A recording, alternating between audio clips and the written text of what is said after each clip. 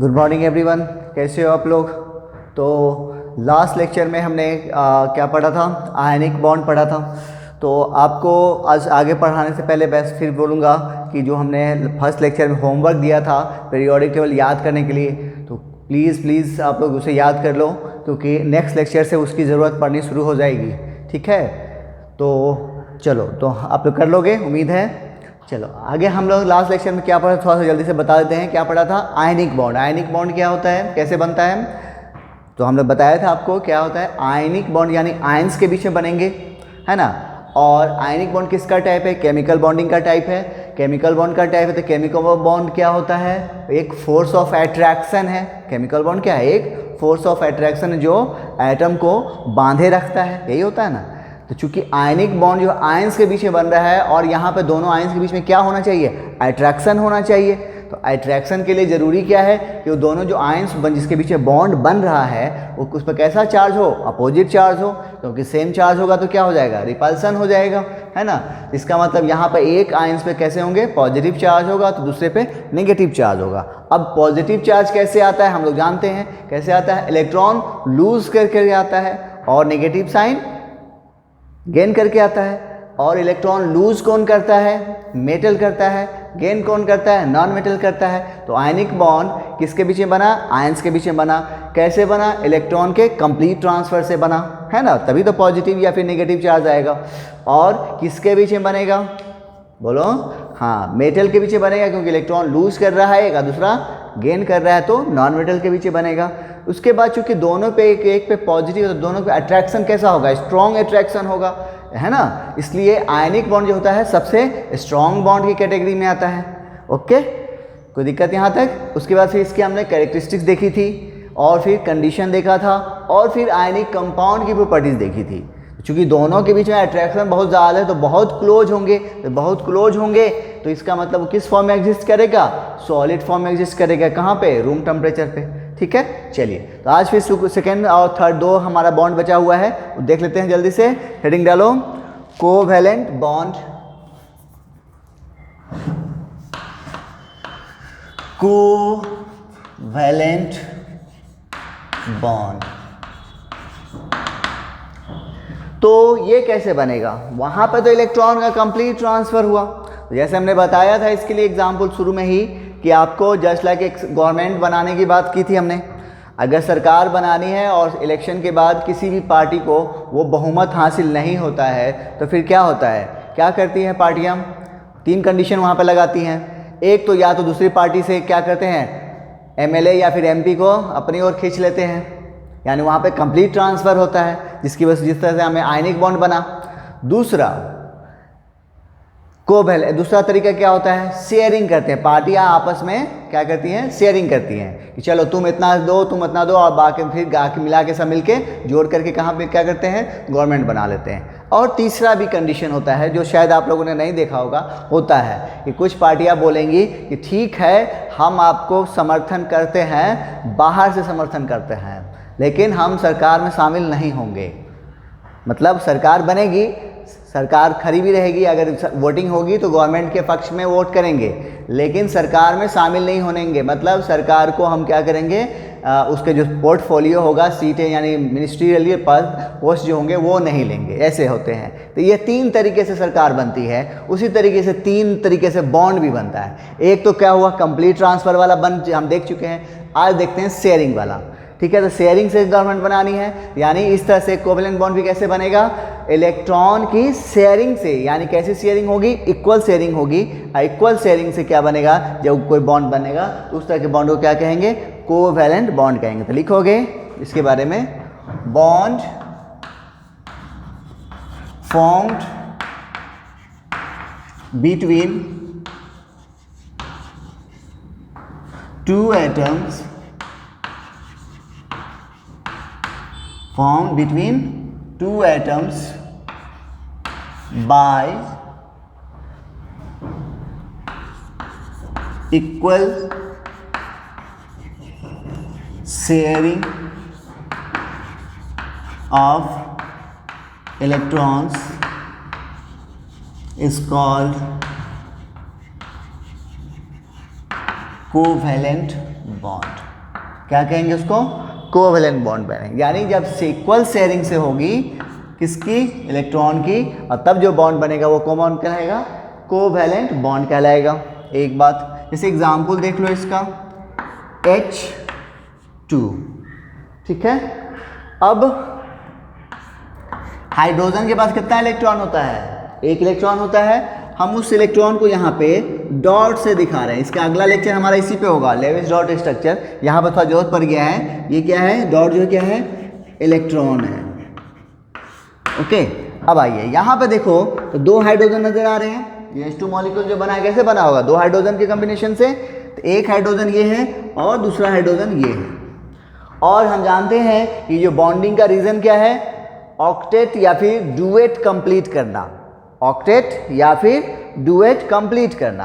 अब बताओ तो हाइड्रोजन के पास, इस हाइड्रोजन के पास कितना इलेक्ट्रॉन है? एक। और इस हाइड्रोजन के पास भी कितना इलेक्ट्रॉन है? एक। और इन दोनों हाइड्रोजन के नियर बाई इनर्ट गैस कौन है? हीलियम। यानी हीलियम के पास कितना इलेक्ट्रॉन होता है? दो। यानी ये हाइड्रोजन किसके जैसा बनना चाहेगा? हीलियम के जैसा। यानी इसको कितने इलेक्ट्रॉन की जरूरत है? एक इलेक्ट्रॉन की जरूरत है। तो एक इलेक्ट्रॉन अगर इसको मिल जाए तो ये किसके जैसा कॉन्फ़िगरेशन अचीव कर लेगा? हीलियम के जैसा। लेकिन प्रॉब्लम यहाँ पे ये है कि एक इलेक्ट्रॉन इसके पास है, एक इलेक्ट्रॉन इसके पास है। तो नहीं ये इसको देगा, नहीं ये इसको देगा। ठीक है, कंप्लीट जैसे आयनिक बॉन्ड में हुआ था वैसा यहाँ पर नहीं होगा। नहीं ये देगा, नहीं ये देगा। तो फिर होगा, देगा कौन? तो देगा कोई नहीं। तो करेगा क्या? शेयरिंग करेंगे। तो यानी अब यहाँ पे क्या होगा? शेयरिंग होगी। अब देखो शेयरिंग करने के बाद एक इलेक्ट्रॉन ये दिया, एक इलेक्ट्रॉन ये दिया। तो अब देखो तो इस हाइड्रोजन के बाद आप कितना शेयरिंग करने के बाद कितने बॉन्ड हो गए? इलेक्ट्रॉन हो गए। दो इलेक्ट्रॉन हो गए, एक का एक, दो। इसी तरीके से इस हाइड्रोजन के पास भी कितने इलेक्ट्रॉन हो गए? दो, है ना। तो अब इस तरह से यहाँ पे क्या हो गया? एक बॉन्ड बना। यानी इससे यह भी मालूम हो गया कि एक बॉन्ड बनाने के लिए हमें कितने इलेक्ट्रॉन की जरूरत पड़ेगी? दो इलेक्ट्रॉन की जरूरत पड़ेगी। समझ में आ गया यहाँ तक? आइए दूसरा एक एग्जाम्पल और देख लेते हैं। O2, ठीक है। ऑक्सीजन, ऑक्सीजन के पास वैलेंस इलेक्ट्रॉन कितना है? देखो अब जरूरत पड़ रहा है यहाँ पे। अब चूंकि ऑक्सीजन का एटॉमिक नंबर तो हमको मालूम है और वो भी बहुत छोटा सा है, 8 एटॉमिक नंबर है, तो वो तो आराम से निकाल लोगे। ऑक्सीजन का कितना होता है? 1s2 2s2 और 2p4। अब वैलेंस इलेक्ट्रॉन क्या होता है? Electron present in valence shell. तो वैलेंस शेल कैसे हम पता करते हैं? Highest principal quantum number. Highest principal quantum number कितना है? 2। और देखो तो इसमें इलेक्ट्रॉन कितना नजर रहा है? 2 + 4, 6 इलेक्ट्रॉन है। यानी ऑक्सीजन में वैलेंस इलेक्ट्रॉन की संख्या कितनी है? 6। लेकिन अगर आप वो पीरियोडिक टेबल याद किए होंगे तो वहां पर मालूम होगा कि ऑक्सीजन कौन सा ग्रुप का है? 16 ग्रुप का। ओम शंकर से टेलीफोन पूछिए तो उसका वैलेंस इलेक्ट्रॉन कितना होता था? 6 होता था। तो इस तरह से यहाँ नहीं, ऑक्सीजन के पास कितना इलेक्ट्रॉन है? वैलेंस इलेक्ट्रॉन 6 है। तो हमने यहाँ पे इसका 6 इलेक्ट्रॉन लिखा। ठीक है।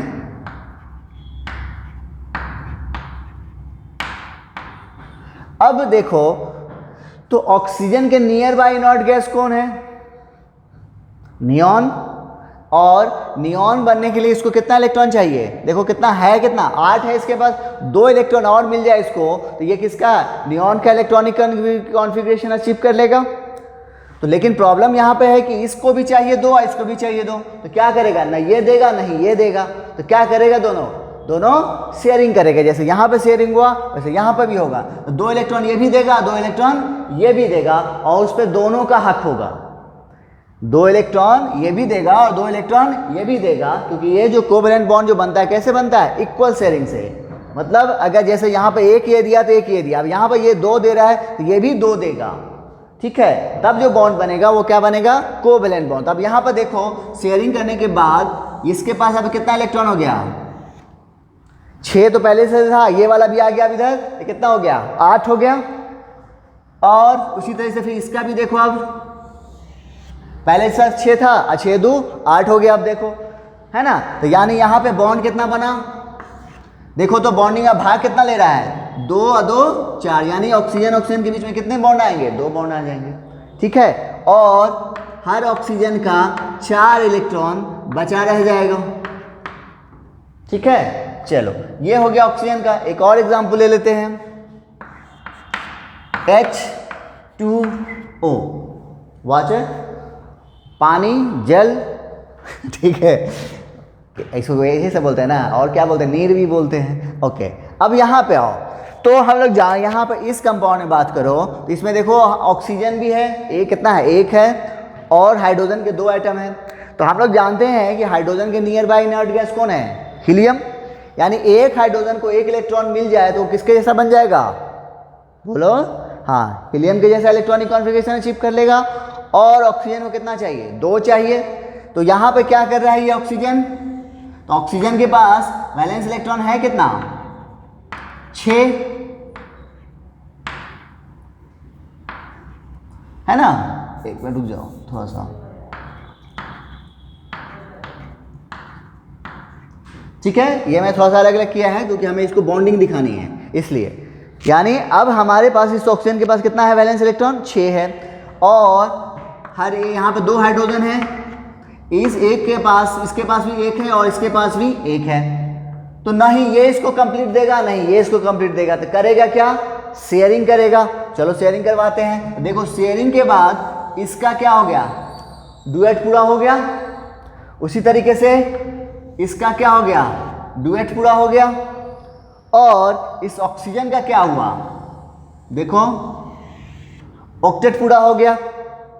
नहीं, तो इस तरह से यहाँ पे क्या हुआ, इस तरह। अब ऑक्सीजन वाटर का स्ट्रक्चर ऐसा होता है, इसको बेंट कहते हैं। तो ये सब इसी चैप्टर में आप पढ़ोगे कि कौन मॉलिक्यूल का स्ट्रक्चर कैसा होता है, क्या होता है। यहाँ पर ऐसे तुम जैसा भी चाहो लिख लो, लेकिन आगे चल के तुमको खुद ही मालूम हो जाएगा कि ऑक्सीजन का स्ट्रक्चर ऐसा होता है, क्यों होता है, ये सब आगे आपको इसी चैप्टर में मालूम होगा।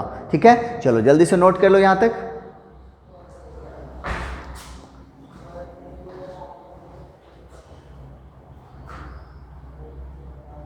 चलो, अब ये था कैसे बनेगा कोवेलेंट कंपाउंड, ये मालूम हो गया। नाउ हेडिंग डालो, characteristics of covalent compound, sorry bond,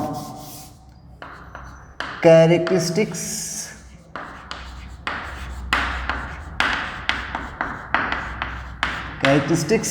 of covalent bond. सबसे पहला है, ये जो होता है डायरेक्शनल इन नेचर होता है, जबकि आयनिक बॉन्ड क्या था, नॉन डायरेक्शनल था, डायरेक्शनल इन नेचर, पहला पॉइंट। दूसरा, ये किसके बीच में बन रहा है, देखो तो सभी नॉन मेटल नजर आ रहे हैं, formed between non metals. Okay, तीसरा, ये वीक होता है, वीकर देन किससे, आयनिक बॉन्ड से।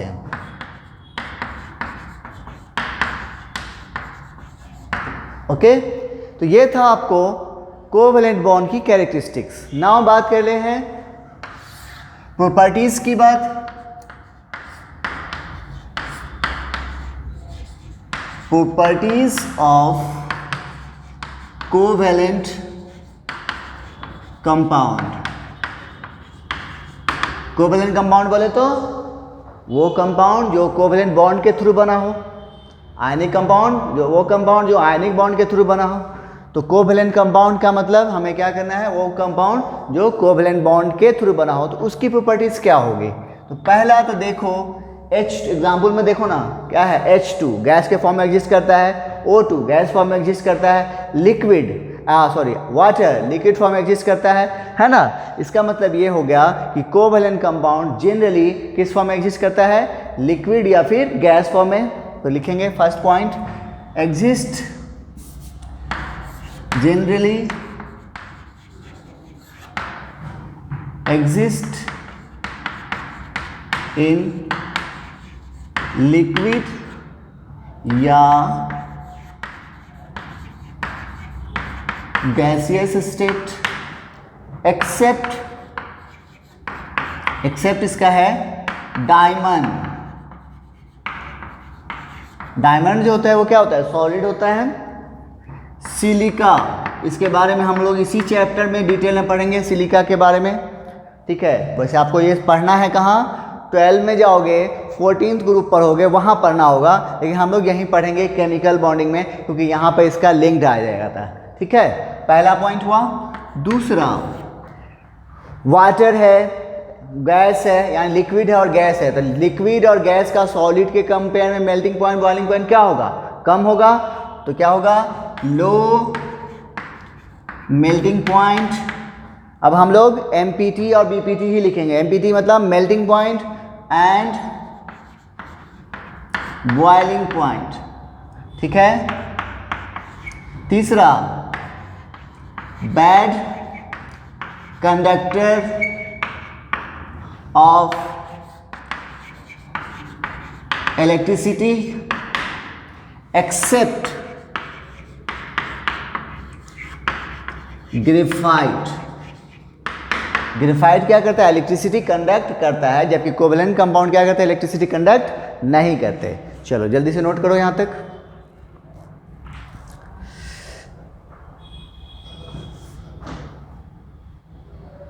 हो गया।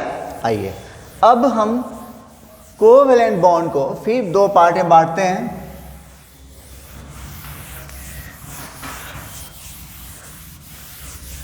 Covalent bond further divided in two parts. Covalent bond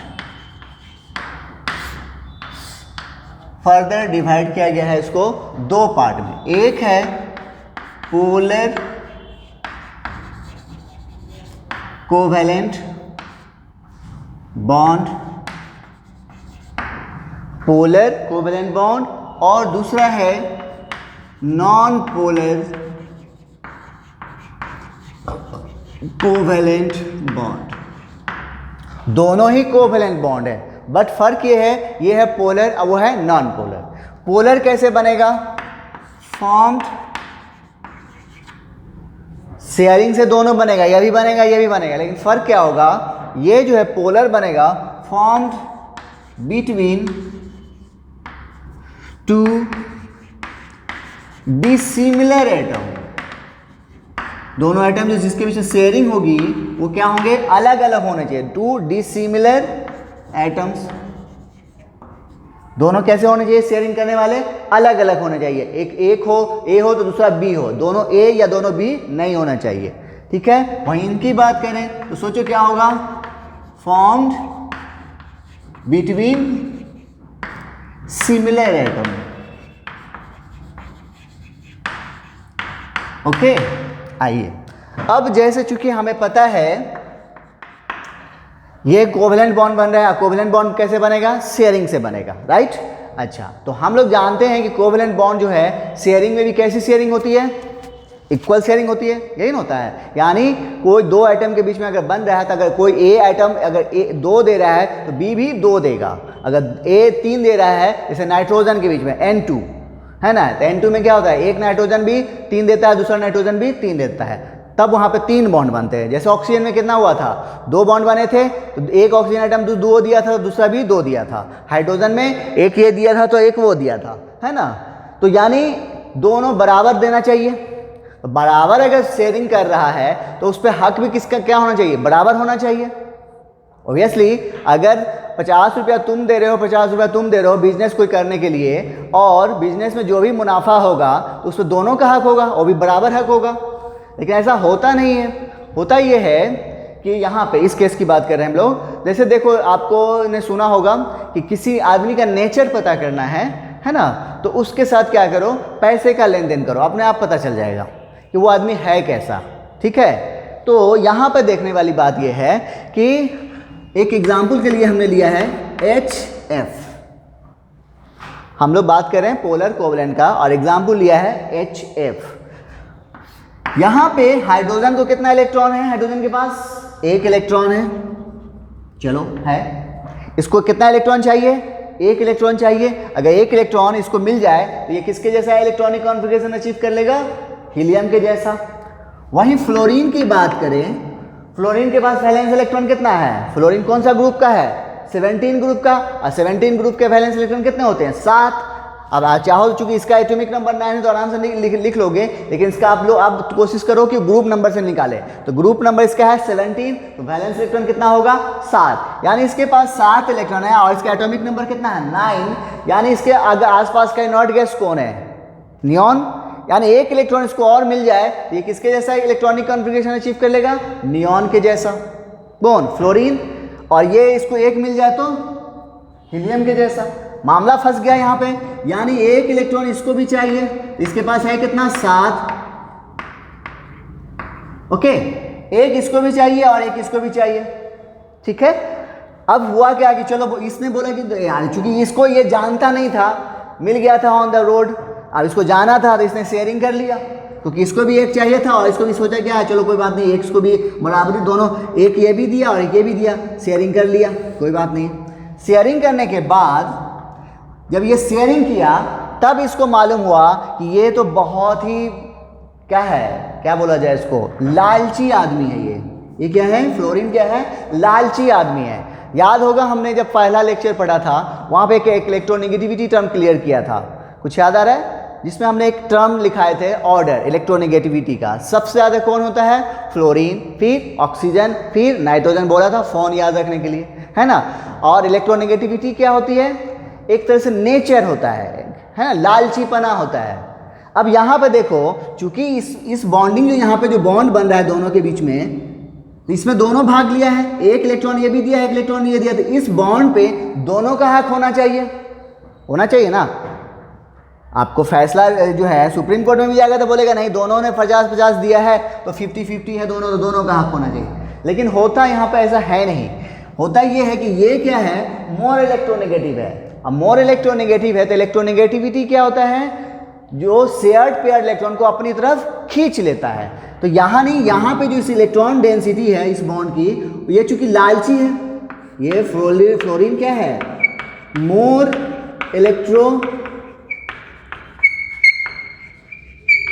negative है, तो वो क्या करेगा? इस शेयर्ड पेयर को अपनी ओर खींच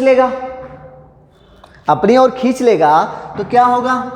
इसकी तरफ इलेक्ट्रॉन की डेंसिटी क्या हो गई? बढ़ गई। ये जो खींच रहा है क्या है? इलेक्ट्रॉन ही है ना। फ्लोरीन जो है इस इलेक्ट्रॉन डेंसिटी को अपनी ओर खींच लिया। जब अपनी ओर ये खींचा तो इधर इलेक्ट्रॉन डेंसिटी बढ़ी, तो इधर क्या हुआ होगा? घट गया होगा। इधर बढ़ा तो इधर घटा।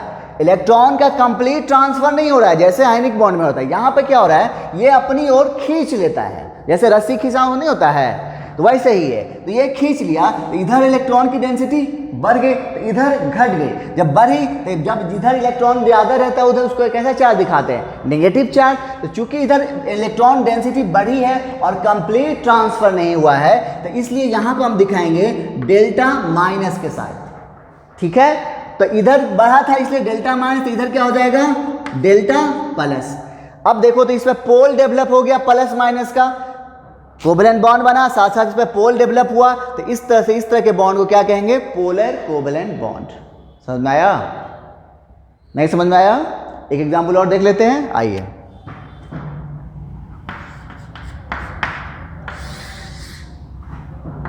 H2O, ठीक है, ऑक्सीजन, हाइड्रोजन और हाइड्रोजन। जानते हैं ना, लालची number 1 in the across the world कौन है? फ्लोरीन है। और दूसरे नंबर पे इन्हीं का नंबर आता है, और तीसरे नंबर पर नाइट्रोजन। फर्स्ट पे फ्लोरीन, दूसरा लालची कौन है? दूसरा नंबर पे ऑक्सीजन और तीसरा पे है नाइट्रोजन। अब आइए यहाँ पर फिर क्या हुआ था कि एक इलेक्ट्रॉन हाइड्रोजन के पास, एक इलेक्ट्रॉन इस हाइड्रोजन के पास, और ऑक्सीजन के पास कितने हैं? 6 हैं। 1 2 3 4 5 और 6। अब इसको 2 इलेक्ट्रॉन चाहिए नियॉन के जैसा बनने के लिए, और इन दोनों को एक एक चाहिए, है ना। तो क्या करेगा? शेयरिंग किया। जब शेयरिंग किया तो ये बॉन्ड बना और ये बॉन्ड बना, तो इस बॉन्ड पे दोनों का हक बराबर होना चाहिए, क्योंकि इसमें एक इलेक्ट्रॉन ये भी दिया था, एक इलेक्ट्रॉन ये भी दिया, एक ये भी दिया था, एक ये भी दिया, तो बॉन्ड में जो है इस पे जो है हक क्या होना चाहिए? बराबर का होना चाहिए। लेकिन ऐसा होता नहीं है, क्योंकि ये क्या है? लालची आदमी है। ऑक्सीजन क्या है? लालची है। फ्लोरीन के कंपेयर में कम है, इसका ये बाप है, यानी ये इससे ज़्यादा है, लेकिन ये इससे थोड़ा कम है, ठीक है। अगर इन दोनों के बीच में आएगा तब फिर आएगा, आगे चल के आएगा। तो यहाँ पे ये क्या है, दूसरे नंबर पे है, लेकिन उस इससे तो ज़्यादा लालची है ये, यानी ज़्यादा मोर इलेक्ट्रोनेगेटिव है। तो ये क्या करेगा, सोचो, ये क्या करेगा, इस शेयर्ड पेयर को अपनी ओर खींच लेगा और फिर इधर से भी क्या करेगा, खींच लेगा। तो इधर इलेक्ट्रॉन की डेंसिटी बढ़ जाएगी, तो इस पर कैसा चार्ज आएगा, minus, delta minus. Delta minus का मतलब पार्शियल चार्ज, इसको हम क्या कहते हैं, यहाँ पर लिख दें, इसका मतलब होता है पार्शियल, ठीक है। और तो इस पर क्या हो जाएगा, बोलो, डेल्टा प्लस, और इस पर भी डेल्टा प्लस। तो इस तरह का जो बॉन्ड बना, इसे हम क्या कहेंगे, पोलर कोवेलेंट बॉन्ड। समझ में आ गया होगा, तो जल्दी से नोट कर लो, फिर उसको बताते हैं, क्योंकि मिटाना पड़ेगा वहाँ पे।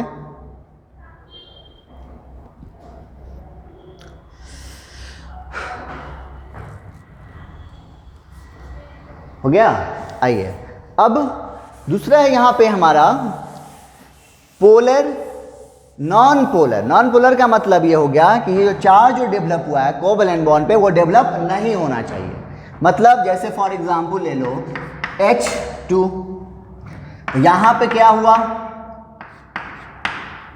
दोनों भाई हैं, तो भाई भाई में क्या लालचीपना, दोनों नहीं, ये खींचेगा नहीं ये खींचेगा, तो कोई चार्ज इस पर डेवलप नहीं होगा।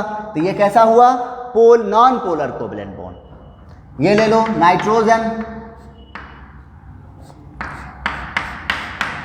इस पे देखो, यहां पर भी ये भी नाइट्रोजन, ये भी नाइट्रोजन, दोनों की इलेक्ट्रोनेगेटिविटी सेम, तो क्या होगा, पूल अपनी ओर नहीं करेगा, नो चार्ज डेवलपमेंट, मतलब नॉन पोलर।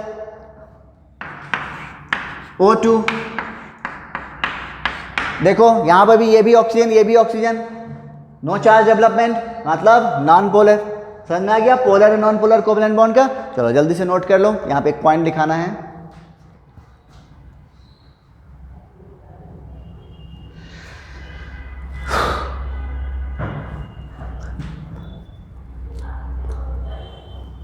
गया, आइए अब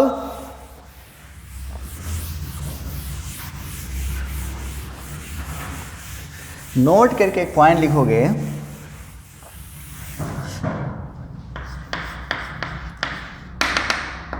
पोलर कंपाउंड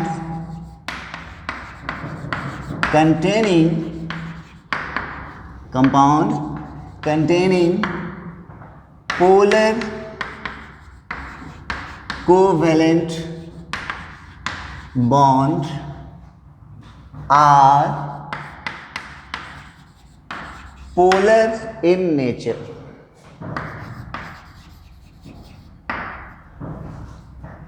जनरली यहाँ पर छूट गया है, जनरली क्या होता है, compound containing polar covalent bond, वो कैसे होते हैं, पोलर इन नेचर होते हैं, बट नॉट ऑलवेज, ये हमेशा सही नहीं होता। इससे क्या मतलब, वो अब देखो, जैसे फॉर एग्जांपल हमने लिया HF, तो अभी देखा था, यहाँ पे क्या था माइनस, यहाँ पे क्या था प्लस, तो ये है पोलर है, पोलर कोवेलेंट बॉन्ड है। ये HF जो होगा किस नेचर का होगा, पोलर इन नेचर। यानी आपसे पूछा जाए कि HF जो कंपाउंड है वो कैसे नेचर का है, पोलर नेचर का। क्यों, क्योंकि इसके जो बॉन्ड है वो कैसे हैं, पोलर नेचर के, एक बात। या फिर दूसरा एग्जांपल ले लो, वाटर, अभी आपने देखा, यहाँ भी क्या हुआ था, पोलर डेवलपमेंट हुआ था, प्लस प्लस यहाँ भी हुआ, यानी H2O भी कैसा है, पोलर नेचर है। लेकिन वहीं अगर हम बात करें BF3 की, BF3 की बात करो तो बोरॉन है, बोरॉन का एटॉमिक नंबर 5, वैलेंस इलेक्ट्रॉन 3, तो इसके पास 3 इलेक्ट्रॉन है, 1 2 3, ठीक है। और यहाँ पे फ्लोरीन के साथ ये बॉन्डिंग कर रहा है। बोरॉन के पास बैलेंस इलेक्ट्रॉन कितना है, 3 है, और ये फ्लोरीन के पास कितना है, 7 इलेक्ट्रॉन है, 1 इलेक्ट्रॉन चाहिए, तो ये 1 इलेक्ट्रॉन इसके साथ लेके क्या किया, बॉन्ड बनाया। 1 इलेक्ट्रॉन ये अपना दिया, यहाँ बॉन्ड बनाया, और 1 इलेक्ट्रॉन यहाँ से दिया, बॉन्ड बनाया। यानी इस बॉन्ड पे क्या है, दोनों का हक है, इस पे भी है। इसका मतलब यहाँ पे क्या होगा, लेकिन ये क्या है, फ्लोरीन क्या है, मोर इलेक्ट्रोनेगेटिव है, तो इस पे चार्ज डेवलप होगा, माइनस इस पे माइनस, इस पे माइनस और इस पे प्लस। तो इस हिसाब से देखा जाए तो ये जो है इसमें बॉन्ड जो है कैसा नजर आ रहा है, पोलर कोवलेंट बॉन्ड नजर आ रहा है। इसका मतलब BF3 क्या होना चाहिए, पोलर इन नेचर होना चाहिए। यहाँ पे ये क्या होना चाहिए, पोलर इन नेचर होना चाहिए।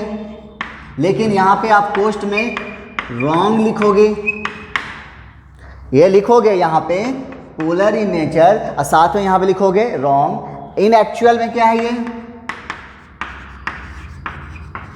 इन एक्चुअल ये है नॉन पोलर।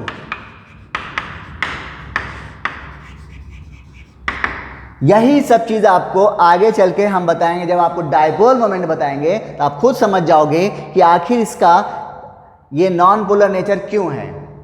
एक्चुअली पोलर और नॉन पोलर पता करने के लिए हमें डायपोल मोमेंट के पास जाना पड़ता है, वो आगे चल के आपको बताया जाएगा जब हम लोग valence shell electron pair repulsion theory पढ़ेंगे, जस्ट उसके बाद वो बताएंगे, ठीक है। तो इसलिए आप यहाँ पे सिर्फ इतना जान लीजिए कि BF3 क्या हुआ, यानी ये मालूम हो गया कि किसी कंपाउंड में अगर पोलर कोवलेंट बॉन्ड है, इसका ये मतलब नहीं है कि वो पोलर इन नेचर होगा, ये बात गलत भी हो जाती है। वो इसका एग्जाम्पल ये है, और भी एग्जाम्पल है जैसे PCl5,